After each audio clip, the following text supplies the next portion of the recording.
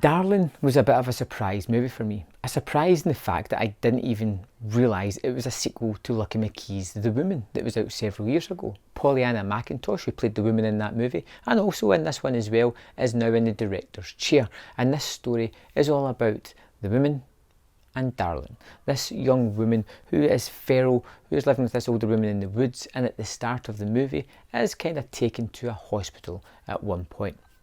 And as she goes into the hospital, she gets knocked over by an ambulance and gets taken inside, and they discover that she has been living in the woods all her life. She's feral, she doesn't know about society, she's kind of uncomfortable with some of the things that they are doing, but starts to let her guard down and becomes a little bit instigated into this church family where she's taken to, this orphanage where she's bonding with other students.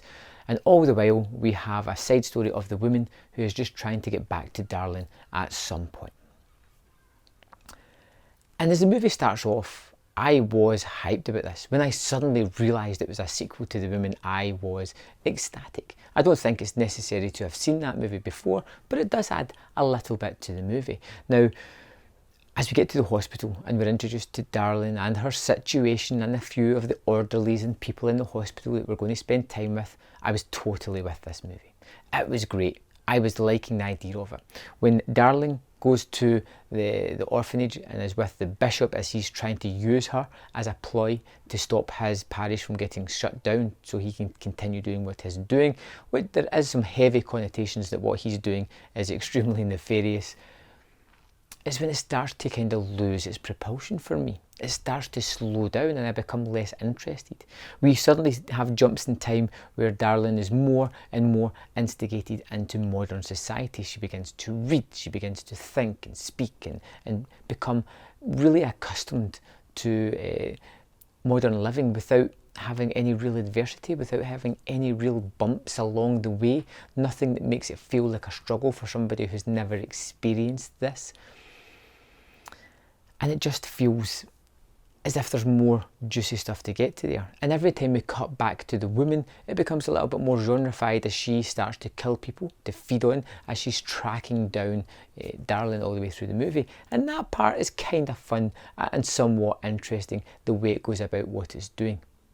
The Darlin storyline starts to lead down to various avenues that personally didn't really strike a chord with me. The more theological discussion of whether she could be saved or not, her dilemma, which we ultimately get to at the end, and whether, again, she feels that she can be saved because of it. And the ultimate ending of the movie just left me feeling a little bit flat. Not that the movie wasn't interesting, not that it didn't live up to the hype of knowing it was a woman's sequel. It just felt meandering in its pace. It felt as if it was stuck in this religious storyline that was more of a slog to get through rather than revelatory than it should have been. Still, there are good parts to this movie, but I can't fully recommend it just because of that. From a great opening, it dips down. From characters that I was starting to get into, they vanish and we're stuck with either deplorable characters or characters who are unaware or not fully formed about the situations that they are in.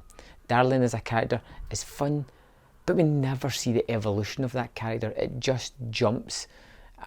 And it's hard to grasp how somebody who is so feral at the start can become so civilised by the end of the movie in such a short period of time. Because you've got to imagine that it can only be a space of months that this has happened in. Still, I'm getting caught up in the sort of smaller facts rather than the atmosphere that the movie has.